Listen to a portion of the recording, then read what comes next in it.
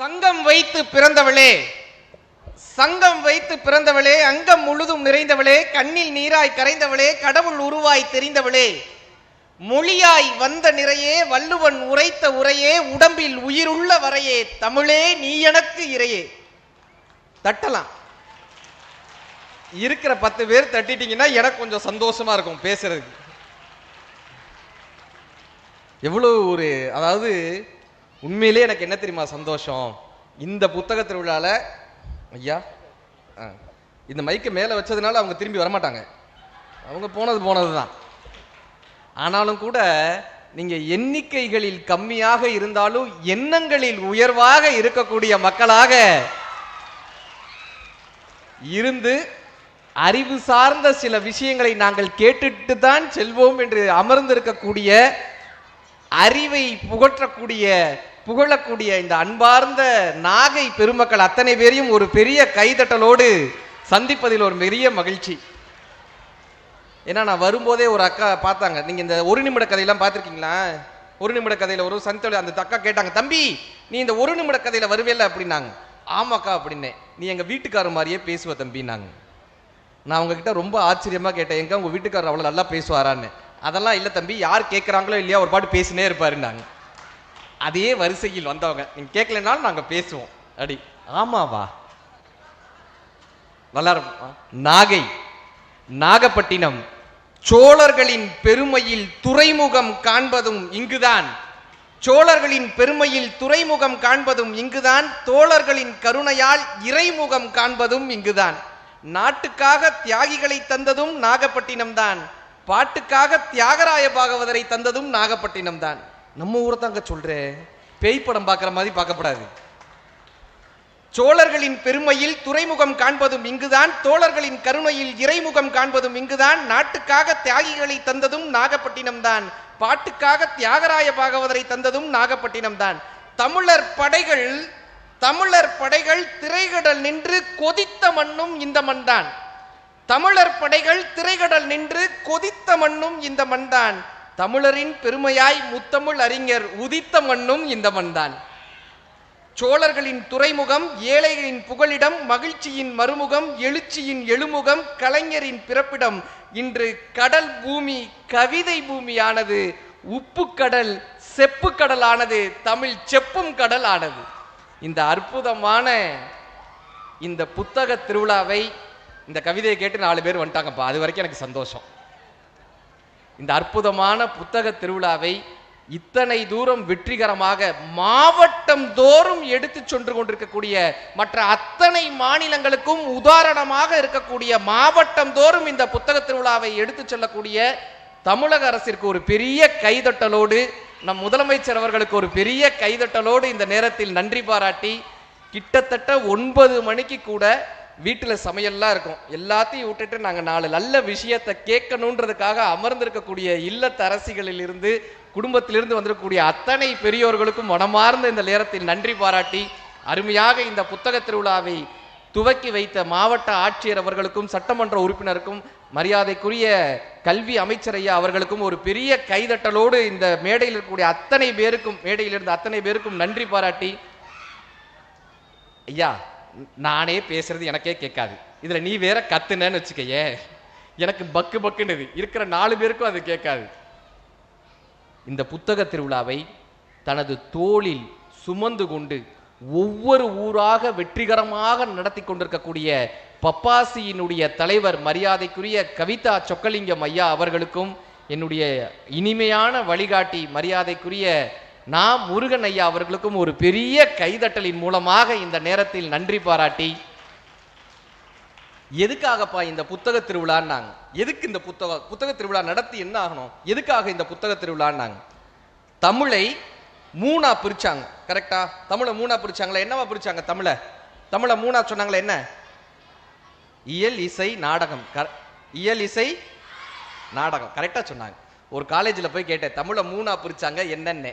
தமிழ்ச்செல்வி, தமிழரசி, தமிழழகின்னா. தமிழை 3ஆ பிரிச்சாங்களா? இயல் இசை நாடகம். இந்த இயலை படிச்சிருக்கோம்ல, கவிதையையும் எழுத்தையும் படிச்சிருக்கோம்ல, அறிஞர்கள்னு சொல்லுவாங்க. இசையையும் நாடகத்தையும் கையில் எடுத்தவங்க பேர் கலைஞர்கள்னு வாங்க. தன்னை ஒருவன் அறிந்து மற்றவர்களையும் அறிய செய்கிறாங்கல்ல, அப்படியாக இந்த நாகப்பட்டினத்தில் எங்கள் மக்களை அறிஞர்களாக மாற்றிவிட மாட்டோமா என்கிற மிகப்பெரிய ஏக்கம் தான் இந்த புத்தக திருவிழாவினுடைய மிகப்பெரிய ஒரு நோக்கம். ஒரு மரம் முளைக்குதுல்ல, தானா முளைச்ச மரம் அப்படின்னு சொல்றாங்கல்ல. ஒரு மரம் முளைச்சா என்ன பண்றோம்? தானா முளைச்ச மரம் அப்படின்றோம்ல. எந்த மரமாவது தானா முளைச்சிருமா? யாரோ தூக்கி போட்ட விதை தானே, யாரோ எரிந்த விதை தானே, ஏதோ ஒரு பறவையினுடைய எச்சம், ஏதோ ஒரு மனிதன் தூக்கி எறிந்த விதை தானே அப்படி மரமா வருது. பைபிள்ல ஒரு வாசகம் வரும், நான் விதைகளை தூவுகின்றேன், சில விதைகள் தண்ணீரில் விழுகின்றன, அவை நீர்த்து போகின்றன. சில விதைகள் முட்காட்டில் விழுகின்றன, அவை மரங்களால் நசுக்கப்படுகின்றன. சில விதைகள் பாறைகளில் விழுகின்றன, அவைகள் பறவைகளால் புசித்து செல்லப்படுகின்றன. சில விதைகள் மட்டும்தான் செம்மணில் விழுகின்றன. அந்த செம்மனுக்குள் விழக்கூடிய விதைகளுக்கெல்லாம் வீரியம் இருந்து விட்டால் அவை விருட்சமாகின்றன. நீங்கள் எல்லாம் இந்த புத்தகத்திலிருந்து ஒரு விதை நம் வாழ்க்கையில் விழுந்து விடாதா? எங்கள் நாகை மக்களினுடைய வாழ்க்கையில் ஒரு விதை விழுந்துடாதா? ஏதோ ஒரு பேச்சில் இருக்கக்கூடிய ஒரு சொல், ஏதோ ஒரு புத்தகத்தில் இருக்கக்கூடிய ஒரு வரி, ஒரு பாடலில் உள்ள ஒரு எழுத்து உங்களுடைய மனசுல பதிஞ்சிருச்சுன்னா உங்க வாழ்க்கை மாறிடும். அதற்காகத்தான் இந்த புத்தக திருவிழா. எனக்கு என்ன பெரிய சந்தோஷம்னா, இத்தனை மாணவிகள் அமர்ந்திருக்கீங்க பாத்தீங்களா, உங்களுக்காகவே ஒரு பெரிய கைதட்டல் தரலாயா? ஏன் தெரியுமா?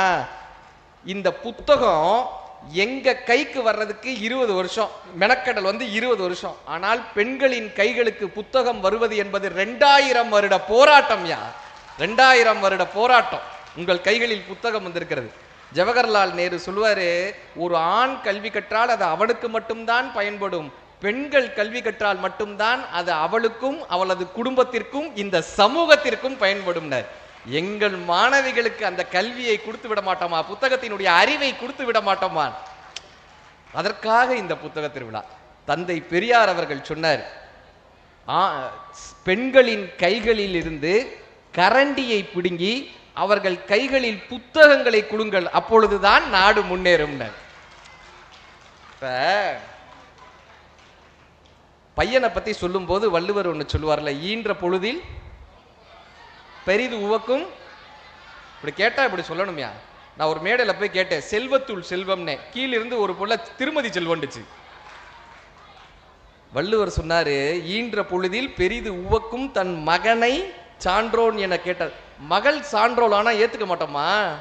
இப்ப மகள் சான்றோல் ஆயிட்டா அம்மாக்கு உவக்காதா? பாரதி தாங்க இத கவிதையில கொடுத்தாரு. பாரதி, ஓடி வருகையிலே உள்ளம் குளிர்தடி, பாடி திரிதல் கண்டால் என்னை போய் ஆவி தழுவுதடி, உச்சிதனை முகர்ந்தால் கர்வம் ஓங்கி வளருதடி, மெச்சி உன்னை ஊரார் புகழ்ந்தால் என் மேனி சிலுக்குதடின்னு. என் பொண்ணை பார்க்கறதே சந்தோஷம்ப்பா, என் பொண்ணை கொஞ்சிறது சந்தோஷம்ப்பா, என் பொண்ணு ஓடி வந்தா சந்தோஷம்ப்பா, அதை தாண்டி ஊரார்கள் என் பெண்ணை புகழ்ந்தால் எனக்கு சந்தோஷப்பா. அப்படியான நாகையினுடைய மகள்களாக ஆனந்த யாழை மீட்டுகிறாள், நெஞ்சில் வண்ணம் தீட்டுகிறாள், அன்பெனும் குடையை நீட்டுகிறாள், அதில் 1000 மழைத்துளி கூட்டுகிறாள் நாமுத்துக்குமார். அப்படியான ஒரு ஓவியங்களாக இன்னைக்கு எனக்கு தலைப்பே இதை தான் கொடுத்திருந்தாங்க, கவிதைகள் ஓய்வதில்லை. எத்தனை கவிதைகள் எழுதினாலும் இத்தனை கவிதைகளுக்கு ஈடாகாது. அத்தனை கவிதைகளும் அமர்ந்திருக்காங்க. இந்த புத்தகம் என்னப்பா பண்ணது? நான் எதனால அந்த பக்கம் போயிடுறேன்னா, அவங்க தான் நிறைய கைதட்டுறாங்க. இந்த பக்கத்துல கைதட்ட சொல்லி சொன்னா அந்த அக்கால பக்கத்துல இருக்கிறவங்களை இடிச்சு, இப்ப என்ன சொன்னா, ஏதோ பாரதியார் கவிதைன்னு சொன்னானே, ஒன்னும் புரியலையேன்றாங்க. அவங்களுக்கு தானே புரியல, ஆனா கைதட்டினாங்கல்ல. இருக்கிற ஒரு 4 பேர் நீங்க கைதட்டினா நான் பேசுறதுக்கு வார்த்தை வரும். சன் தொலைக்காட்சியில் எப்படின்னா, கிரீட் மேட் ஸ்டூடியோன்னு ஒன்று வைப்பாங்க. இப்படி நீங்களாவது இங்கே ஒரு 200 100 பேராவது இருப்பீங்கல்ல, நீங்கள்லாம் கைதட்டினீங்கன்னா பேசி வரும். இந்த கிரீன் மேட் ஸ்டூடியோவில் ஒரே ஒரு கேமராமேன் இருப்பார். அவர் கைதட்டினாதான் கவிதை புரிஞ்சிருக்குன்னு அர்த்தம். அந்த ஆளு முறைச்சு பார்த்தோன்னா புரியாதுன்னு அர்த்தம். அவர் உட்காந்துருக்காரு, நான் உட்காந்து அவர் முன்னாடி கவிதை சொல்லிட்டு இருக்கேன். வெய்யோன் ஒளி விரி சோதியில் மறைய பொய்யோஜனும் இடையாளோடும் இளையானோடும் போனான், மையோ மரகதமோ மறிகடலோ மலை முகிலோ ஐயோ அவன் அழகு என்னும் அழியா புகழுடையான். கம்பராமாயணம். அவனை பார்க்கிறேன், அப்படியேவும் அவன் முறைச்சு பார்க்குறான். நான் போய் சொன்னேன், எப்பா நீ கைதட்டினேனா தான் நான் சொன்ன பாட்டு உனக்கு புரிஞ்சிருக்குன்னு அர்த்தம். அவன் கிட்டக்க வந்து, क्या बताइए आप क्या बोलती है, ஹிந்திக்காரன்ட்ட கம்பராமாயணம் பேசியிருக்கோம். அழகான ஒரு தலைப்பு கொடுத்திருந்தாங்க, கவிதைகள் ஓய்வதில்லை. உயிரின் சுவாசம் புத்தகம், உனக்குள் இருக்கும் சூரியன் புத்தகம், அட்டையிட்ட அமுதம் புத்தகம், உனக்கு வரம் கிடைக்க யாரோ இருக்கும் தவம் இந்த புத்தகம். நாங்க நமக்கு வரம் கிடைக்கிறதுக்கு ஒரு எழுத்தாளர் உட்காந்து தவம் கிடக்கிறார்ல, இவங்களுக்குள்ள வாழ்க்கையில மாத்திரணுன்ற ஒரு தவம் கிடைக்குதுல்ல. எதுக்கு தெரியுமா இந்த புத்தகம் வேணும்? இன்னைக்கு ஏன் ஃபேஸ்புக் இருக்கு, இன்ஸ்டாகிராம் இருக்கு, இப்படி ஸ்வைப் பண்ணிட்டே போயிட்டே இருக்கலாம்ல. கரெக்டா? இன்ஸ்டாகிராம்ல நேற்று ஒரு காலேஜில் பேச போயிருக்கேன். ஒரு பொண்ணு வந்து கேட்டுச்சு, அண்ணே நீங்க இந்த இன்ஸ்டாகிராம்ல பேசுவீங்களா அப்படின்னுச்சு. ஆமாம்மா அப்படின்னேன். இன்ஸ்டாகிராம்லேயே பேச வேண்டியதானே, எதுக்கு நேரில் வந்தீங்க? ஏமா அப்படின்னேன். இன்ஸ்டாகிராம்னா இப்படி ஸ்வைப் பண்ணிட்டு போயிடலாம், நேரில் அது முடியாது சார் அப்படின்னுச்சு. இந்த ஸ்வைப் பண்ணிக்கிட்டே இருக்காங்கல்ல இன்ஸ்டாகிராமில், ஸ்வைப் பண்ணிட்டு என்ன தெரியுமா ஆகுதான், ஃபோமோன்னு ஒரு வியாதி வருதான். முக்கியமான விஷயம் கவனிச்சுக்கோங்க, ஃபியர் ஆஃப் மொமெண்ட்ஸ். என்னன்னா, நம்ம ஒரு போட்டோ எடுத்து ஃபேஸ்புக்கில் போடுறோமா, எத்தனை லைக் வருது, எத்தனை கமெண்ட் வருது, எத்தனை பேர் நம்மளை விரும்புகிறாங்க, இந்த பயத்தில் என்ன வருதுன்னா ஃபோமோன்ற வியாதி குறிப்பாக பெண் குழந்தைகளுக்கு வருது. இதை தெரிஞ்சு வச்சுக்க. குற்றாலத்தில் ஒரு நிகழ்ச்சிக்கு போகிறேன், திபுன்னு இந்த காலேஜ் பிள்ளைங்க இந்த மாதிரி வந்த பிள்ளைங்க வந்து ஃபோட்டோ எடுத்தாங்க. அதுவும் இந்த பசங்க ஃபோட்டோ எடுத்தால் இப்படி எடுத்துகிட்டு போயிடுறாங்க. பொண்ணுங்க இந்த நாக்கை இங்கே வச்சுக்கிறீங்களே எதுக்கு அப்படின்னு, அப்புறம் ரெண்டுன்னு ஏதோ காட்டுறாங்க. இப்படியே ஒவ்வொருத்தரா போட்டோ எடுத்துட்டு கடைசியா ஒரு பொண்ணு கேட்டுச்சு, அண்ணே நீங்க யாருனே அப்படின்னுச்சு. ஏமா தெரியாம தான் போட்டோ எடுத்தியா? ஆமா. இப்ப எதுக்கு கேட்கறேனே, தெரிஞ்சா வச்சுக்கவே, இல்லாட்டி டெலிட் பண்ணிட்டு போயிடுவேன். இந்த ஃபோமோன்ற வியாதி என்னன்னா, தன்னுடைய புகைப்படத்தை எத்தனை பேர் லைக் பண்றாங்க, எத்தனை பேர் கமெண்ட் பண்றாங்க, நெகட்டிவ் கமெண்ட் வந்துருச்சுன்னா அதுக்கு அவங்க பாதிப்படைகிறாங்க. இதனால என்ன ஆகுதுன்னா, ஒரு காலகட்டத்தில் ஒரு மாணவரினுடைய எண்ண குவியல் ஃபோக்கஸிங் டைம் 40 நிமிஷம் இருந்துச்சு. பாடம் நடத்தினா 40 நிமிஷம் கவனிப்பாங்க. அதனால தான் ஸ்கூல்ல காலேஜஸ்ல பீரியடை 40 நிமிஷம் வச்சாங்க. இன்னைக்கு அந்த கவனச்சிதறல் குறைஞ்சு குறைஞ்சு குறைஞ்சு குறைஞ்சு ஒரு நிமிஷத்துக்கு வந்துருச்சு. ஒரு நிமிஷத்துக்கு மேல நம்ம பிள்ளைகளால ஒரு விஷயத்தை பார்க்கவே முடியல. இதனால என்ன ஆகுதுன்னா, பதட்ட நிலை அதிகமாகுது. அடுத்து என்ன, அடுத்து என்ன, அடுத்து என்ன, அடுத்து என்ன, பதட்ட நிலை. பதட்ட நிலையில சிரிப்பையே மறந்துடுறாங்க. இந்த வாழ்க்கை சிரிக்கிறதுக்காக படைக்கப்பட்டது தானே. மகிழ்ச்சி, நீ, நான், நாம் எல்லாம் மகிழ பிறந்தவர்கள், நிலவின் ஒளியை குடிக்க பிறந்தவர்கள், நீலவான் வெளியை இழுக்க பிறந்தவர்கள், மரிக்கும் வரைக்க மகிழ பிறந்தவர்கள். ஏன் தெரியுமா? ஒரு ஆணின் பெண்ணின் மகிழ்ச்சியில் பிறந்தவர்கள். மகிழ்ச்சியிலேயே அலைகள் கொண்டு ஜலரந்தம் பாடுமா கடல், இடிகள் கொண்டு தம்பட்டம் தட்டுமா வானம், வீட்டிற்கு திரும்பி வருமா வெளியூர் சென்ற காற்று, உதிர்ந்து உதிர்ந்து இலைகள் உதிர்ந்து நலிந்து நலிந்து வெயிலின் நலிந்து அளந்து அளந்து கொழுந்து எழுந்து சித்திரை மாதம் தாவர வர்க்கம் முத்திரை காட்டி முகிழ்ப்பதெல்லாம் மகிழ்ச்சி மகிழ்ச்சி மகிழ்ச்சின்னாரு வைரமுத்து. அந்த வெய்ய காலத்துல மண்ணிலிருந்து ஒரு செடி முளைச்சு வருதுல்ல, மகிழ்ச்சியினுடைய வெளிப்பாடுங்க. நான் சிரிக்கவே மாட்டானே இன்னைக்கு. சிரிச்சாதான் அது பேரு முகம், சிரிக்கலைன்னா அது பேர் முகர கட்டை. சிரிக்கவே மாட்டான், சந்தோஷமே போயிடுச்சு. அடுத்து என்ன, அடுத்து என்ன, இந்த நமக்கு எத்தனை பேர் லைக் போட்டிருக்கான், எத்தனை இது பண்ணியிருக்கான். கரெக்டா? இந்த புத்தகம் என்ன தெரியுமா பண்ணோம், இந்த உலகத்திலேருந்து நம்மளை கடத்தி ஒரு சந்தோஷமான மகிழ்ச்சியான ஒரு உலகத்துக்குள்ள நம்மளை கடத்திடுங்க, உள்ளுர போய் புகுத்திடும். காதலின் முன்னுரை சிரிப்பு, கடனின் மூலதனம் சிரிப்பு, விலங்கை கழித்த மனித மிச்சம் சிரிப்பு, சிறு சிறு சொர்க்கம் சிரிப்பு, துன்பங்களை தள்ளி போடுகிற மார்க்கம் இந்த சிரிப்பு. ஒரு பள்ளத்தாக்குகள் நிறைய பூக்கள் பூக்கட்டுமே, ஒரு குழந்தையின் சிரிப்பிற்கு ஈடாகுமான்னு கேட்டிருப்பாரு. இங்க இவ்வளவு பேசுறேனே, ஒரு 4 பேர் பாருங்க தனி உலகத்துல உட்காந்து சிரிச்சுக்கிட்டு இருக்கான். இவன் என்னையா சம்பந்தம் இல்லாம ஒண்ணு பேசிட்டு இருக்கான். ஆனா அந்த குழந்தை தன்மையை மீட்டெடுத்து தருவது புத்தகங்களால் மட்டும்தான் முடியும். தூரத்தில் பறக்கக்கூடிய ஏரோப்ளேன், விமானம் உங்களை ஆச்சரியப்படுத்தலைன்னா, இன்னைக்கு சொல்லிட்டு பாரு, தூரத்தில் பறக்கிற விமானம் உங்களை ஆச்சரியப்படுத்தவில்லை என்றால், ஒரு ரயிலில் பயணிக்கக்கூடிய பயணிக்காக உங்களுடைய கைகள் உயரவில்லை என்றால், நர்ஸு கையில் இருக்கக்கூடிய ஊசி உங்களை பயமுறுத்தவில்லை என்றால், உங்கள் புத்தகங்களுக்குள் மயிலிறகு இல்லை என்றால், அந்த மயிலிறகு குட்டி போடாது என்று உங்களுக்கு தெரிந்துவிட்டால், நீங்கள் உங்கள் குழந்தை தன்மையை இழந்து விட்டீர்கள் என்று அர்த்தம். சார், இந்த குழந்தைய சிரிக்க வைக்கிறதுக்கு பெரிய விஷயம் தேவையில்லை. ஒரு கிளுகிழுப்பன் இருக்கும்ல 20 ரூபாய்க்கு, அதை எடுத்துட்டு போய் குழந்தை முன்னாடி இப்படி ஆட்டுங்க, உளுந்து உளுந்து சிரிக்குமா? அதே கிளுகிழுப்பை எடுத்துட்டு போய் ஒரு 75 வயசு பெரியவர் முன்னாடி இப்படியே பளீர்னு விடுவார். ஆனா அந்த 75 வயது பெரியவர் தானே அந்த கிளுகிழுப்பைக்கு சிரிச்சவர் நாளாக நாளாக நாளாக நம்ம வாழ்க்கையினுடைய அழுத்தங்கள்னால நம்ம சிரிப்பையே மறந்துடுறோம் சார், மகிழ்ச்சியவே மறந்துடுறோம். மறந்து போன மகிழ்ச்சியை, மறந்து போன குழந்தை தன்மையை மீட்டெடுத்து தருவது இந்த புத்தகம்.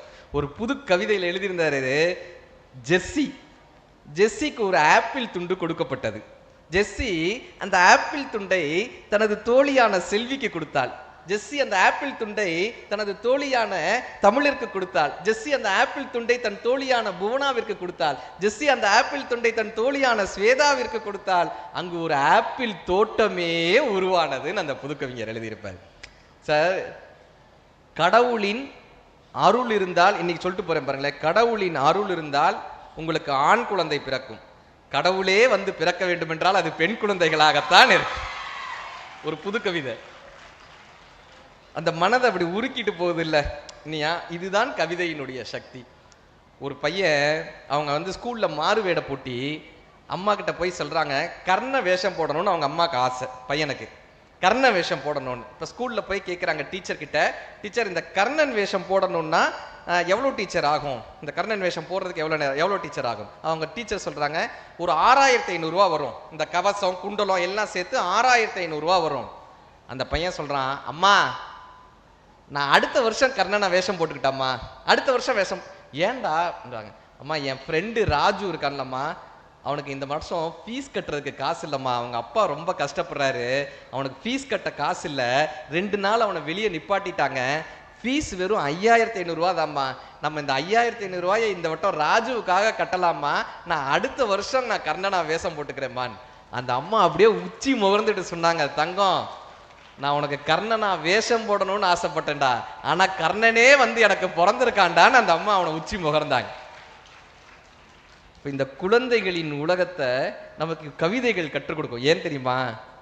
குழந்தைகள் வாழும் கவிதைகள், குழந்தைகள் வாழும் கவிதைகள், கவிதைகள் வார்த்தையின் குழந்தைகள், வார்த்தையின் குழந்தைகள். நீங்க ஒரு குழந்தைய கொஞ்சிறப்ப நாமளே குழந்தையா மாறிடுவோமா? சில்லக்குட்டி உஜ்ஜிக்குட்டி இப்படி கொஞ்சுவோம்ல, கொஞ்சும் போது நீங்க கொஞ்சிறவரை பாருங்களேன், அவரும் குழந்தையாவே மாறி இருப்பார். ஒரு 70 வயசு தாத்தா முதற்கொண்டு குழந்தை அப்படிதானே கொஞ்சுவார், தானும் குழந்தையா மாறிதானே கொஞ்ச முடியும்.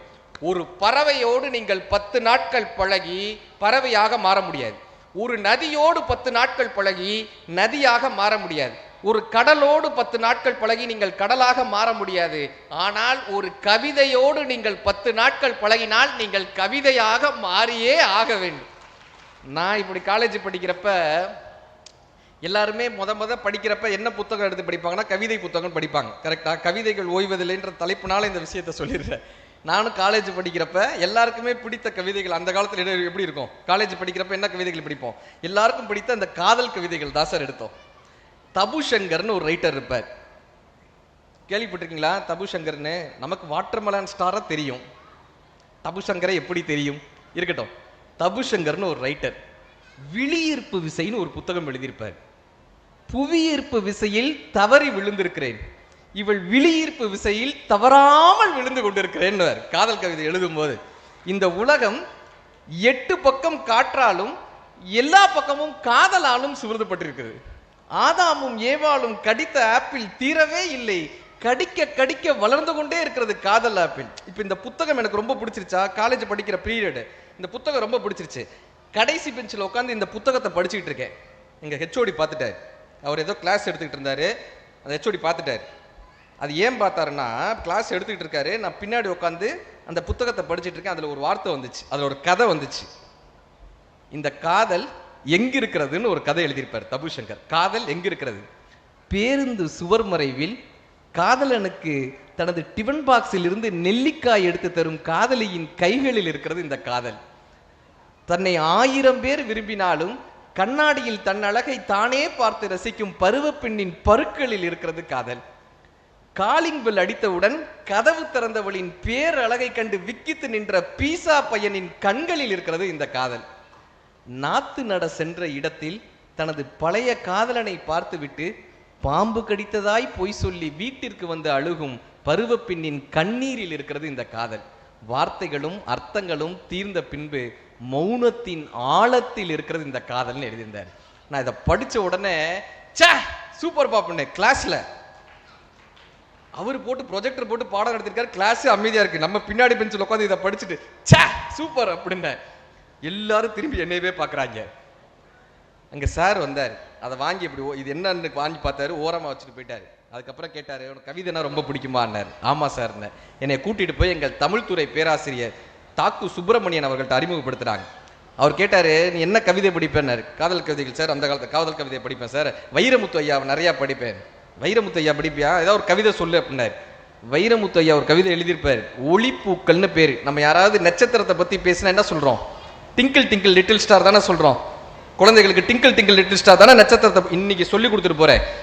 ஒளிப்பூக்கள்னு ஒன்று எழுதியிருப்பார் வைரமுத்து ஐயா ஒரு கவிதை. நட்சத்திரத்தை இப்படி ஒருத்தரால சொல்லிட முடியுமான்னு ஆச்சரியப்பட வைக்கிற கவிதை ஒளிப்பூக்கள்.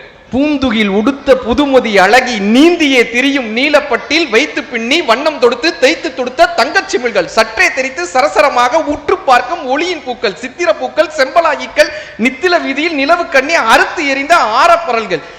எந்த கண்ணகி எதை உடைத்தாலோ இத்தனை பரல்கள் எப்படி வந்தது? நட்சத்திரத்தை திரும்பி சிரித்து தேன்விழி அசைத்து விரும்பி அழைக்கும் வேசியர் கூட்டம். கட்டிலின் மீது காதலின் அழகை தொட்டு தொட்டு கை தொடும் அழகை காதலை விரும்பி மெய்த்தொடும் அழகை பார்த்து தவித்து பலமுறை ஏங்கி வேர்த்து கிடக்கிறதா வெண்ணிலாவானம். வட்ட நிலவின் வயிற்று பிள்ளைகள் கொட்டி கிடக்கும் கொடியில்லா முல்லைகள் தேங்கிய கடலை வாங்கிய சிப்பியின் பேரலிலை கண்டேன் கண்டு வியந்தேன் கண்களில் ஏந்தினேன் எண்ணி பார்த்தேன் எண்ணுவது எப்படி என்னை பார்த்தேன்னு வைரமுத்து ஐயா எழுதியிருப்பார். இங்க சார் சொன்னார். அதுக்கப்புறம் கண்ணதாசனை அறிமுகப்படுத்தினாங்க. இப்படி வாழ்க்கையை ரசிக்க முடியுமான அந்த கவிதைகள் மட்டும்தான் சார் நம்ம ரசிக்க கற்றுக் கொடுக்கும். கண்ணதாசன் ஐயா சொல்லுவாரு, வெயிலுக்கேற்ற நிழல் உண்டு, வீசும் தென்றல் காட்டுண்டு, கையில் கம்பன் கவி உண்டு, கலசம் நிறைய மது உண்டு, வாழும் வையகத்தில் சொர்க்கம் வேறு உண்டோன்னார். இந்த கவிதை என்னப்பா பண்ணும்னா நம்ம வாழக்கூடிய இந்த வாழ்க்கையை ஒரு சொர்க்கமாக மாற்றி கொடுக்கும். அப்ப அழகியலை சொல்வது மட்டும்தான் கவிதையானா? கிடையவே கிடையாது.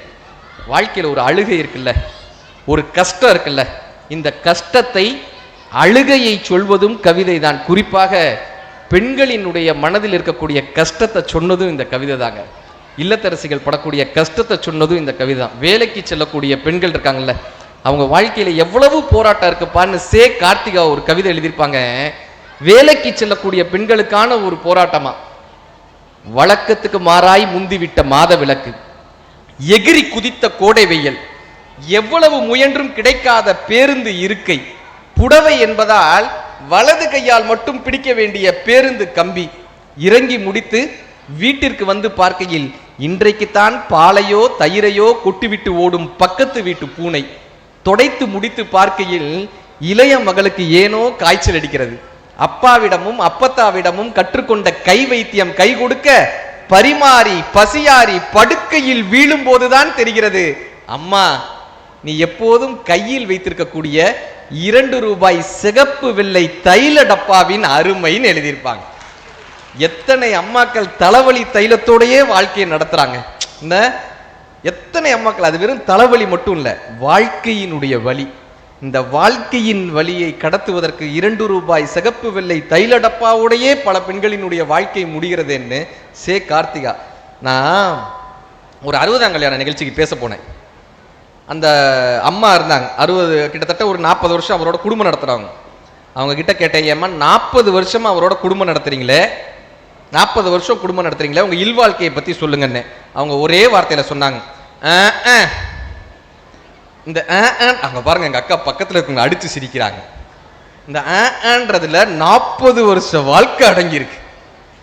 இந்த வீட்டில் இருக்கக்கூடிய இல்லத்தரசிகளினுடைய வழியை நமக்கு புரிஞ்சிருக்குமா? அவங்களுக்கு சொல்ல தெரியாது, தன்னுடைய வழி என்னன்னு சொல்லவே தெரியாது. இந்த கவிதைகள் தான் சார் கற்றுக் கொடுக்கும். இந்த புத்தகங்கள் தான் சார் நம்ம புரிந்து கொள்ள முடியாத ஒரு மனிதனினுடைய மனதை திறந்து காட்டுவது புத்தகங்களாக தான் இருக்கும். நாமுத்துக்குமார் தூர்னு ஒரு கவிதை எழுதியிருப்பார். தூர், வேப்பம்பூ மிதக்கும் எங்கள் வீட்டு கிணற்றில் வருடத்திற்கு ஒரு முறை தூர்வாரும் உற்சவம் நடக்கும். கிணத்தை தூர் வாங்குறவங்களாம், தூர்வாரும் உற்சவம் நடக்கும்.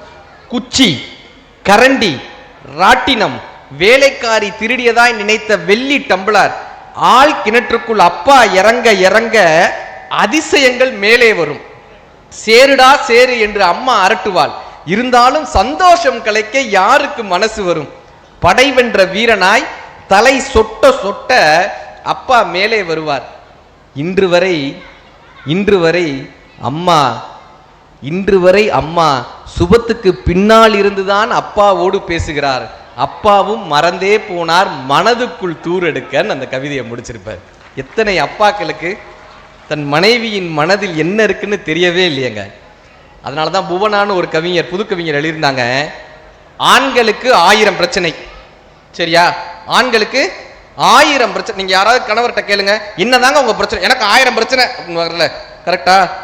ஆண்களுக்கு 1000 பிரச்சனை, பெண்களுக்கு ஆண்களையும் சேர்த்து 1001 பிரச்சனை. மனுஷியபுத்திரன் இந்த வழியை ரொம்ப அழகா சொல்லுவாரு.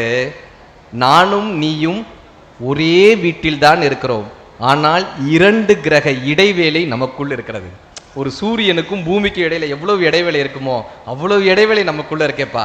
ஒரு தென்னைக்கும் இன்னொரு தென்னைக்கும் இடையில் என்ன இடைவேளை வேண்டும் என்று எனக்கு தெரியும். ஒரு நாட்டிற்கும் இன்னொரு நாட்டிற்கும் இடையில் என்ன இடைவேளை வேண்டும் என்று எனக்கு தெரியும். ஒரு மரத்திற்கும் இன்னொரு மரத்திற்கும் இடையில் என்ன இடைவேளை வேண்டும் என்று எனக்கு தெரியும். ஆனால் நம் இருவருக்கும் இடையில் என்ன இடைவேளை இருந்தால் நம் உறவு செழித்து வளரும் என்று இதுவரை எனக்கு தெரியவே இல்லைன்னு நான் மனுஷியபுத்திரன் அவர்கள் இருப்பார். இப்படி இந்த வழியை இன்னொன்று சொல்றேன் பாருங்களேன். ஆண்களுக்காவது நமக்கெல்லாம் வெளியே போய் பேசுறதுக்கு ஒரு தளம் கிடைக்குதுல்ல, அல்லது பேசுறதுக்கு ஒரு நண்பர்கள் வட்டம் இருக்குல்ல. வீட்டில் இருக்கக்கூடிய இல்லத்தரசிகளால எத்தனை பேர் தன்னுடைய ஃப்ரெண்டை போய் பார்த்துட்டு வர முடியும், தன்னுடைய தோழிகளை போய் பார்த்துட்டு வர முடியும்.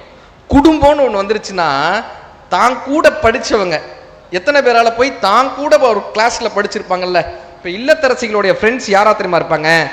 தான் குழந்தை படிக்கக்கூடிய ஸ்கூல்ல குழந்தையோட ஃப்ரெண்டோட அம்மா அவங்களுக்கு ஃப்ரெண்டா இருப்பாங்க. இல்லை வீட்டுக்காரர் வேலை பார்க்குற ஆஃபீஸில் அந்த அவரோட ஃப்ரெண்டோட ஒய்ஃபு இவங்களுக்கு ஃப்ரெண்டாக இருப்பாங்களே தவிர இவங்களுக்கு ஒரு ஃப்ரெண்டு இருப்பாங்கல்ல, காலேஜில் படித்த ஃப்ரெண்டு, ஸ்கூலில் படித்த ஃப்ரெண்டு. இப்படி யாராலாவது அவங்களுடைய நட்பை தொடர முடியுதா? வைரமுத்து ஐயா இதை ஒரு கவிதையில் எழுதியிருப்பார். அதனால தான் கவிதைகள் ஓய்வதில்லைன்ற தலைப்பை கொடுத்த நான். வைரமுத்து ஐயா இதை ஒரு கவிதையாவே சொல்லியிருப்பார். நீங்கள் உட்காந்துருக்கீங்களா தங்கம், இங்கே உட்காந்துருக்கீங்கல்ல, உங்கள் ஃப்ரெண்டோட கையை இறுக்கி பிடிச்சிக்கோங்க. இந்த நட்பை இனிமே தொடர முடியுமா? அல்லது ஒரு 5 வருடம் கழித்து திருமணமான பின்பு இப்படி ஒரு நட்பை நாம பாத்திர முடியுமானா மிகப்பெரிய ஒரு கஷ்டம். தோழிமார் கதைன்னு ஒரு கதை எழுதியிருப்பார் வைரமுத்தையா. தோழிமார் கதை, இல்லத்தரசிகளுக்காகவே. இந்த நட்பை தொடர முடியலையேன்னு கேட்கக்கூடிய 2 ஃப்ரெண்ட்ஸ், சின்ன வயசுலேருந்து ஒன்னா வளர்ந்த ஃப்ரெண்ட்ஸ். ஆத்தோரம் பூத்த மரம், ஆன அடங்கும் புன்ன மரம், புன்ன மரத்தடியில் பூ விழுந்த மலர்வெளியில் பேன்மாக்கும் சிறுவயது பெண்ணே நினைவிருக்கா? சிரிக்கி மக பாவாட சீக்கிரமா அவருதுன்னு இறுக்கி முடி போட்டு எங்காத்தா கட்டிவிட பட்ட சிறுகயிறு பட்ட இடம் புண்ணாக புண்ணான இடத்தில் என்ன வச்ச நினைவு இருக்கா? கருவாட்டு திண்ணையில சிறுவாட்டு காசு எடுத்து கோனார் கடையில குச்சி ஐசு ஒண்ணு வாங்கி நான் கடிக்க நீ கொடுக்க, நீ கொடுக்க நான் கடிக்க, பல்லால கடிச்சு பங்கு போட்ட வேலையில வீதி மண்ணில் 2 துண்டா விழுந்துருச்சே நினைவு இருக்கா? கண்ணாமூச்சி ஆடையில கால் கொலுச நான் தொலைக்க சூடு வைப்பா எங்காத்தான்னு சொல்லி சொல்லி நான் அழுக உன் காலு கொலுசை எனக்கு கொடுத்து உங்க வீட்டுல நொங்குபட்ட நினைவு இருக்கா? வெள்ளாரும் பளபளக்க வெயிலூரும் சலசலக்க பல்லாங்குழி ஆடையில பருவம் திறந்து விட என்னமோ ஏதோன்னு நான் பயந்து அல விறுவிறுன்னு கொண்டாந்து வீடு சேர்த்த நினைவு இருக்கா? ஒன்னா வளர்ந்தோம், ஒரு தட்டில் சோறு உண்ணோம், பிரியாதிருக்க பெருவழி ஒண்ணு யோசிச்சோம், ஒரு புருஷன் கட்டி ஒரு வீட்டில் குடியிருந்து சக்களத்தியாய் வாழ சம்மதிச்சோம் நினைவு இருக்கா? ஆகா, ஒரு புருஷன் கட்டி ஒரு வீட்டில் இருந்து சக்களத்தியாய் வாழ சம்மதிச்சோம் நினைவு இருக்கா? ஆடு கனவு கண்டா அருவா அறியாது, புழுவெல்லாம் கனவு கண்டா கொழுவுக்கு தெரியாது. எப்படியோ பிரிவானோ, இடி விழுந்த ஓடானோ, வரட்டூர் தாண்டி வாக்கப்பட்டு நான் போக, வெள்ளாறு தாண்டி வாக்கப்பட்டு நீ போக, ஓம் புருஷன் ஓம் பொழப்பு ஓம் பிள்ளை உன்னோட, ஏன் புருஷன் ஏன் பொழப்பு ஏன் பிள்ளை என்னோட, நாளும் கடந்துருச்சு நிறையும் விழுந்துருச்சு, வயிற்றுல வளர்ந்த கொடி வயசுக்கு வந்துருச்சு, ஆத்தோரம் பூத்த மரம் ஆன அடங்கும் புன்ன மரம் போன வருஷம் புயல் காத்துல வேரோட சரிஞ்சிருச்சுன்னு வைரமுத்தையா அந்த கவிதையை முடிச்சிருக்கேன். இந்த இல்லத்தரசிகளினுடைய வழியை நாம் புரிந்து கொள்ள முடியாத வழியை யாராலப்பா கடத்த முடியும்னா இந்த கவிதைகளால் மட்டுமே கடத்த முடியும். இப்ப இந்த கவிதைகள் காதலை சொல்வது கவிதைகளா? கலையை சொல்வது கவிதைகளா, வெறும் கண்ணீரை சொல்வது கவிதைகளான்னா இல்லைங்க. புரட்சியை, ஒரு நாட்டிற்கான புரட்சியை கற்றுக் கொடுத்ததும் இந்த கவிதைகளாகத்தான் இருந்துச்சு. அதனாலதான் பாரதியை பத்தி வைரமுத்து ஐயா சொல்லும்போது சொல்லுவாரு, கவிதைகள் நிலாமுற்ற விளையாட்டின் நேரடி வர்ணனையா இருந்தபோது இவன் தான் பாமர மக்களின் பசிவிண்ணப்பம் எழுத பயன்படுத்தினான். இவனை கண்டு அஞ்சிதான், யார் பாரதியை பார்த்து, இவனை கண்டு அஞ்சிதான் யமன் எருமையில் வராமல் யானையில் வந்தானோ. சார் இன்னைக்கு இந்த மாணவிகளுக்கு சொல்லிட்டு போற, அதிக நேரம் இருக்காது அதிர்ஷ்டம், எப்பொழுதும் கிடைச்சிடாது சிபாரிசு, எந்நேரமும் கிடைக்காது உதவி, ஆனால் என்றைக்கும் ஜெயிக்கும் தன்னம்பிக்கை, என்னைக்கும் ஜெயிக்கும் தன்னம்பிக்கை. அது பாரதிட்ட இருந்துச்சு, அவனுடைய கவிதையில இருந்துச்சு. கவிதையை படிக்கும் போது நமக்கு அது அப்படி வருங்க. அது எப்படி எட்டயபுரத்திலே ஒரு தாய்க்கு மட்டும் கிடைத்தது, நெருப்பை சுமக்கும் கருப்பைன்னு. அந்த வார்த்தையே நெருப்பா இருக்கும். கேட்கிறாரு, என்னையா ஆயிடும், என்ன ஆயிடும், இந்த ஊர்ல இருக்கிறவங்கள என்னை எதிர்த்து நின்றுவானா, சரி நிக்கட்டும், என்ன பண்ணுவான், என்னை பிச்சை எடுக்க விட்டுருவானா, பிச்சை எடுக்க விடுவானா, விடட்டும், கண்டம் துண்டமா வெட்டி போட்டுருவானா, வெட்டி போடட்டும், வாயில கொண்டு வந்து விஷத்தை ஊத்திடுவானா, ஊத்தட்டும், வானம் இடிஞ்சு தலையில விழுமா, உழட்டும், எனக்கு பயமே கிடையாதுடா. இச்சகத்தில் உள்ளோரெல்லாம் எதிர்த்து நின்ற போதிலும், பிச்சை வாங்கி உண்ணும் வாழ்க்கை பெற்றுவிட்ட போதிலும், துச்சமாக எண்ணி நம்மை தூறு செய்த போதிலும், நஞ்சை கொணர்ந்து நண்பர் வாயில் ஊட்டும் போதிலும், உச்சி மீது வான் இடிந்து வீழுகின்ற போதிலும், அச்சமில்லை அச்சமில்லை அச்சம் என்பதில்லையே. இத ஒரு கவிதையால மட்டும்தானங்க கடத்த முடியும். அந்த மனிதனை பிரிட்டிஷ் அரசாங்கம் தேடிட்டு இருந்துச்சு, ஓடி வந்தான். பிரெஞ்சு அரசாங்கம் தேடுது, காசி இந்தியா முழுவதும் ஓடுகிறான். இந்தியா முழுவதும் ஓடி அத்தனை பேர் தேடிக்கொண்டிருந்த போது கூட அந்த பாரதி என்ற மகா கவிஞன் சொன்ன வார்த்தை, எத்தனை கோடி இன்பம் வைத்தாய் இறைவான், எத்தனை கோடி இன்பம் வைத்தாய். அங்க என்னையா போயிட்டீங்க தம்பி, எங்களுடைய நண்பர் அமுதவாணன் அவர்களும் பழனி பட்டாளம் அவர்களும் வந்திருக்காங்க. நன்றி நன்றி நன்றி, சிறப்பு. உங்களுக்காக அடுத்த ஒரு அற்புதமான ஒரு கலை, ரொம்ப அருமைக்குரிய நண்பர் அமுதவாணன். அவர் வந்து ஒரு உழைப்பினுடைய உதாரணம். கிளம்பிட்டீங்களாமா? அடுத்து அவங்க 2 பேர் பண்ண போறாங்கம்மா பெர்ஃபார்மன்ஸு. சரி, மகிழ்ச்சி. உச்சி மீது வான் இடிந்து வீழு, இந்த புரட்சியை, இந்த தன்னம்பிக்கையை ஒரு கவிதையால் மட்டுமே கடத்த முடியும். இன்னொரு 2-3 விஷயம் சொல்லி முடிச்சிடுறேன், ஏன்னா அவங்க வந்துட்டாங்க. ஒரு விஷயத்தை நம்ம பார்க்குறோம்ல, முடிக்கணுமா? சரி, முடிக்கணுமா சார்? எவ்வளவு நேரம் ஆனாலும் உட்காந்து கேட்கிறோன்னு இருக்கக்கூடிய மக்களாக இந்த நாகை மக்கள் இருக்கீங்கய்யா. முருகனனே, நான் அதிகமா பேசுறேன்னா அதுக்கு காரணம் மக்கள் தான் சார். ஒரு விஷயத்தை நம்ம எப்பயும் பார்ப்போம்ல, அந்த பார்வையை விட இன்னொரு பார்வையை கொடுப்பது கவிதைகள் தான். கவிதைகள் தான். எப்படின்னா, சார் வந்து பாடம் நடத்திட்டு இருந்தார், ஒரு பாடத்தில் எழுதி போட்டாரு, காகம் வடையை திருடிட்டுனார். இப்ப அந்த பையன் கேட்டான், சார் ஏன் சார் காகம் வடையை திருடிட்டுன்றீங்க, எடுத்துட்டு போச்சுன்னு சொல்லலாம்ல, எடுத்துட்டு போச்சுன்னு சொல்லலாம்ல, ஏன் காகம் வடையை திருடிடுச்சுன்னு? அவர் சொன்னாரு, ஒருத்தருடைய அனுமதி இல்லாம அந்த பொருளை எடுத்துட்டு போனோம்னா அது பேர் திருட்டுன்னு அர்த்தம்பா. சரிங்க சார். மறுநாள் பாடம் நடத்தினார், பசு மனிதனுக்கு பால் தருகிறதுன்னார். இவன் கேட்டான், பசு உன்ட்ட வந்து சொல்லுச்சா, நீ பசுகிட்ட இருந்து பாலை திருடுறான்னு சொல்லு. இவன் எடுத்தால் பசு பால் தரும் என்கிறான், காகம் எடுத்தால் காகம் வடையை திருடிட்டு என்கிறான். இப்படியாக மனிதன் காசி ஆனந்தன் ஐயா சொல்லியிருந்தார். ஒரு கவிதை என்பது என்னப்பா பண்ணணும், நம்ம பார்க்கக்கூடிய விஷயத்தை மாற்றி பார்க்கும். பார்த்திபன் சார் ஒரு புத்தகம் எழுதியிருப்பார், கிறுக்கல்கள்ன்ற புத்தகம். அதுல ஒரே வார்த்தை எழுதியிருந்தார், சீதை சீதை தீ குளித்தாள், சீதை தீ குளித்தாள், நிரூபணமானது ராவணனுடைய கற்புன்னு எழுதியிருந்தார். சீதை தீ குளித்தால், நிரூபணமானது ராவணனுடைய கற்பு. கண்ணகியை பற்றி வைரமுத்தையா எழுதியிருப்பாரு, கண்ணகியே கருப்பான இரும்பிடையே புன்னகையே பூவே புரட்சி கவியவன் தீட்டி வைத்த காவியமே. பாராட்டுறாரியா நினைச்சா அடுத்த வார்த்தை மார்த்தினார், புரட்சி கவியவன் தீட்டி வைத்த காவியமே, உள்ளபடி உன் வாழ்க்கை உலகுக்கு உதவாத செல்லுபடி ஆகாத சிறுகாசு தான் என்பேன். நீ செல்லா காசுன்னார். என்னையா கண்ணகியை திட்டுறீங்க, உள்ளபடி உன் வாழ்க்கை உலகுக்கு உதவாத செல்லுபடி ஆகாத சிறுகாசு. கவிஞர்கிட்ட கேட்கிறோம், ஐயா ஏன் கண்ணகியை திட்டுறீங்க?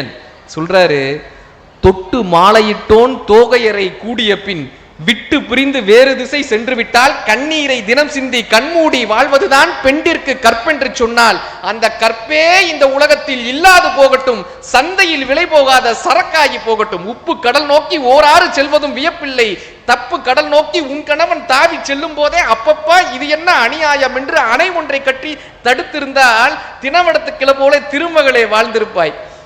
அறம்பாடி மதுரை அரசன் புகழ் சாடி பூநகரை தீயாலே எரித்தாயே, மன்னவனும் மாண்டதனால் மதுரையும் எரிந்ததனால் உன் கணவன் உன்னிடத்தில் நிலையாக மீண்டானோ?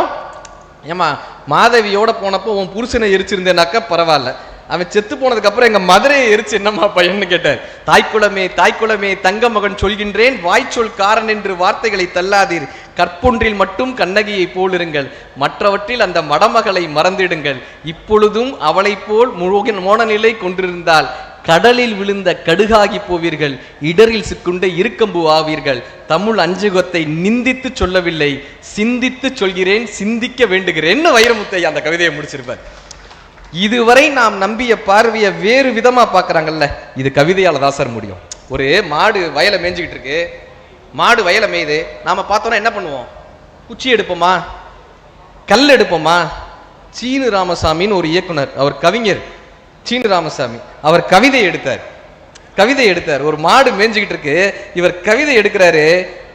பசி மேய்கிறது வயலை, பசி மேய்கிறது வயலை, மாட்டை சொல்லி என்ன பண்ண சார். இந்த பசி இருக்குல்ல, அவ்வை சொல்லுவாங்க ஒரே ட்ரபுள். ஏன்னா இந்த வயிற்றோட வாழ்றது பெரிய ட்ரபுளாம். ஏன்னா ஒரு நாள் பசிக்காதன்னா கேட்காது. சரி இன்னைக்கு கல்யாண வீட்டுக்கு போறோம், 3 நாளா சாப்பிட்டுக்க அப்படின்னாக்க அதுவும் கேட்காது. உன் கூட வாழ்றதே எனக்கு ட்ரபுள்ன்றாங்க அவ்வை. ஒரு நாள் ஒளி என்றால் ஒளியாய், 2 நாள் ஏர் என்றால் ஏராய், ஒரு நாளும் என்னோவு அறியாய். என் பிரச்சனை உனக்கு தெரியவே தெரியாது, ஒரு நாளும் என்னோவு அறியாய், இடும்பைதான் உன்னோடு நான் வாழும் வாழ்வேன். இந்த பசிதான் ஒவ்வொருத்தர்கிட்டையும் போய் சார் சார்னு பேச வைக்குதான். பசிதான் போய் சார் சார் அப்படின்னு பேச வைக்கிறது இந்த பசியான். கண்ணதாசன் ஐயா சொன்னாரு, கல்லைத்தான் மண்ணைத்தான் காய்ச்சித்தான் குடிக்கத்தான் கற்பித்தானா, கல்லைத்தான் மண்ணைத்தான் காய்ச்சித்தான் குடிக்கத்தான் கற்பித்தானா, இல்லைத்தான் பொன்னைத்தான் எனக்குத்தான் கொடுத்துத்தான் ரச்சித்தானா, எங்கும் பல்லைத்தான் காட்டித்தான் வாழத்தான் பண்ணினானேன்னுவார். எங்க போனாலும் பல்ல காமிச்சிட்டு வாழ வேண்டியதா இருக்கேப்பா அப்படி. இப்ப இந்த வள்ளுவர் சொன்னாரு, நம்ம சம்பாதிச்சிட்டோம்ல, இந்த பணம் சம்பாதிக்கிறோம்ல, இந்த பணத்தை என்ன சாமி பண்றதுன்னு கேட்கும்போது வள்ளுவர் சொல்லுவாரு, பேங்க்ல போடலாமா சாமி? திவால் ஆயிடுச்சுன்னா நிலத்துல போடுவோமா சாமி? நிலத்தை விற்க முடியலன்னா அது உன் பையனுக்கு தானே போகும். தங்கமா வாங்கி வைப்போமா? திருட வந்து எடுத்துட்டானா? சரி சாமி, இந்த சம்பாதிச்ச பணம் இருக்குல்ல, சம்பாதிக்கிறோம்ல, இதை எங்க சாமி போடுறதுன்னு கேட்டான். வள்ளுவர் தான் சொன்னாரு, பசிச்சவனுடைய வயிறு இருக்குல்லப்பா, அதுல கொண்டு போய் சம்பாதிச்ச பணத்தை போட்டிருப்பா, அது 7 ஜென்மத்துக்கும் உன் கூட வரும்பாண்டார். அற்றார் அழிபசி தீர்த்தார் அங்கு ஒருவருக்கு பெற்றார் பொருள் வைப்புலின்னார். பணம் இந்த உலகத்துல பெருசானா அதை விட மக்களுக்கு செய்யக்கூடிய சேவை பெரிதுன்றத புத்தகங்கள் தான் நம்ம கற்றுக் கொடுக்கும். சார் ஒரு பெரிய பணக்காரர் நடந்து போனார், மழை பெய்யுது, செருப்பு வந்துருச்சு, ஒரு வீடு இருந்துச்சு, இந்த செருப்பு இங்கே போட்டுக்கலாமான்னார். தாராளமாக போட்டுக்கங்கய்யா, பண்ணையார் வீட்டு செருப்பு எங்கள் வீட்டு வாசலில் இருக்கிறது சந்தோஷம், கும்பிட்டான். 6 மாதம் ஆச்சு, அந்த பண்ணையார் செத்து போனார். அவரை தூக்கிட்டு வந்தாங்க, உடம்ப தூக்கிட்டு வந்தாங்க, கரெக்டாக அந்த வீட்டு வாசலில் நின்னுது. அதே மழை, அதே இடத்துல அந்த வீட்டு வாசலில் நின்னாங்க. இப்போ அந்த தூக்கிட்டு வந்தவங்க கேட்டாங்க, மழை பெய்யுது, இந்த பணத்தை இங்கே இறக்கிக்கலாமான்னாங்க. அவன் சொன்னா, யார் வீட்டு பணத்தை யார் வீட்டு வாசலில் இறக்குங்க, எடுறாம. சாதாரண செருப்புக்கு இருக்கக்கூடிய மரியாதை மனிதனுக்கு இல்லை. இதை ஒரு கவிதையில கொடுத்திருந்தாரு. இதை ஒரு கவிதையில் இருந்தாங்க, பணக்காரர் வீட்டு நாய் இறந்து போனது, பணக்காரர் வீட்டு நாய் இறந்து போனது, ஊரே கூடி துக்கம் கேட்டது. ஒரு நாள் அந்த பணக்காரனே இறந்து போனான், ஒரு நாயும் வரவில்லை, ஒரு நாயும் வரவில்லை. இப்ப இந்த மனித வாழ்க்கை எப்படிப்பட்டதுப்பா. நாங்க ஒரே ஒரு கவிதையை சொல்லி முடிச்சிடுறேன் நானு. கண்ணதாசன் ஐயா சொல்லுவாரு, இந்த அடுப்படியில ஒரு துணி இருக்கும்ல, அடுப்படியில ஒரு துணி இருக்குல்ல, என்ன துணி? கரித்துணி. சார் கரெக்டா சொல்றாரு, நீங்க எல்லாம் அமைதியா இருக்கீங்க. கரித்துணி தன்னுடைய வாழ்க்கை வரலாற சொன்னா எப்படி இருக்கும்னு ஒரு கவிதை எழுதியிருப்பார். கரித்துணி, இந்த அடுப்படியில் இருக்கக்கூடிய கரித்துணி இருக்குல்ல, அது தான் வாழ்க்கையை சொல்லுதான், லைஃப் பயோகிராபி சொல்லுதான் அந்த கரித்துணி. கரிசக்காட்டு கழனியிலே கால்கள் செய்த உழவு, 2 கைகள் செய்த கனிவு, குடிசை எரிக்கும் விளக்கை போலே இலைகள் 2 வரவு, இது இயற்கை செய்த அழகு, பருத்தி என்ற ஒரு செடி வளர்ந்தது. பருவ பெண்ணை போலே அந்த கரிச கல்லடி மேலே அது சிரித்த அழகில் காய் வடித்தது. சின்ன குழந்தை போலே அந்த வண்ண செடியின் மேலே பருத்தி எடுத்து பிரித்து பார்க்க பஞ்சு குவியல் ஆச்சு. மில்லை நோக்கி பயணம் போச்சு. அதை திருத்தி எடுத்து பார்க்கும் போது சின்ன இலைகள் ஆச்சு. நூல் எனும் பெயர் உண்டாச்சு. அழகு வண்ணம் கலந்து நின்றதில் ஆடை வந்தது மெல்ல. பலர் மானங்காத்து கொள்ள இடை குலையுமாதர் உடையிலேறி கோல கவிதை சொல்ல உடல் மூடி மறைத்து கொள்ள. அந்த துணியில் ஒன்று கிழிந்து அடுப்பங்கரைக்கு வந்து தான் படிக்குது இந்த சிந்து. தன் சொந்தக்காரர் பலரை எண்ணி துடிக்குது மனம் வெந்து. கதை சொல்லுது தன்னை நொந்து. என்னப்பா கதை சொல்லுதுன்னு கேட்டாங்க. வாழும் நாளில் வாழ்ந்த என்னை காத்த இரும்பு பெட்டி. நல்லா இருக்கும்போது மடிச்சு மடிச்சு உள்ள வச்சுப்போமா. வாழும் நாளில் வாழ்ந்த என்னை காத்த இரும்பு பெட்டி இன்று உதைக்கும் என்னை எட்டி. நிலை தாழ்ந்த போது மனிதன் கூட உடைந்த பானை சட்டி. யார் உறவு கொள்வார் ஒட்டி. மேனியழகும் காசு படமும் இருக்கும் வரை லாபம். இழந்த பின்பு பாவம். பின் ஞானியரை போல் பாட வேண்டும் நாய்களுக்கும் கோபம். இது நான் படித்த சோகம்னு கண்ணதாசன் ஐயா முடிச்சிருப்பேன். இதை ஒரு புத்தகங்களால் மட்டும்தான் கற்றுத்தர முடியும். ஒரு கவிதையால் மட்டும்தான் வாழ்க்கையை புரிய வைக்க முடியும். நாம் படிக்க தவறிய புத்தகம் அப்பா. நாம் படிக்க தவறிய புத்தகம் அப்பா. நாம் படிக்க விரும்பும் புத்தகம் அம்மா. நாம் படிக்க படிக்க பிடித்து போகும் புத்தகம் மழலை. எத்தனை முறை படித்தாலும் புரியாத புத்தகம் மனைவி. தொலைக்கக்கூடாத புத்தகம் வாழ்க்கை. தொலைக்கக்கூடாத புத்தகம் இந்த வாழ்க்கை. நமக்கு அறியப்படாத இந்த வாழ்க்கையை அறிய வைக்கக்கூடிய இந்த அற்புதமான புத்தக திருவிழாவை இத்தனை தூரம் வெற்றிகரமாக நடத்தி கொண்டிருக்கக்கூடிய மாவட்ட ஆட்சி நிர்வாகத்திற்கும் மாவட்ட ஆட்சி தலைவர் அவர்களுக்கும் அத்தனை பேருக்கும் அரசு அதிகாரிகள் அத்தனை பேருக்குமே அவ்வளவு ஒருங்கிணைப்போடு நடத்தி கொண்டிருக்கக்கூடிய அத்தனை பெரியோருக்கும் பெரிய கைதட்டலோடு இந்த நேரத்தில் நன்றி பாராட்டி, மாவட்டந்தோறும் இதை தனது தோளில் சுமந்து சென்று கொண்டிருக்கக்கூடிய மரியாதைக்குரிய கவிதா சொக்கலிங்கம் ஐயா அவர்களுக்கும் மரியாதைக்குரிய முருகனண்ணன் செயலாளர் முருகனண்ணன் அவர்களுக்கும் ஒரு பெரிய கைதட்டலோடு இந்த நேரத்தில் நன்றி பாராட்டி, என்னுடைய புத்தகம் ஒரு நிமிட கதை என்கிற புத்தகம் உங்களுடைய பார்வைக்காக வச்சிருக்கோம். நீங்க அந்த புத்தகமும் பெற்றுக்கொள்ளலாம்.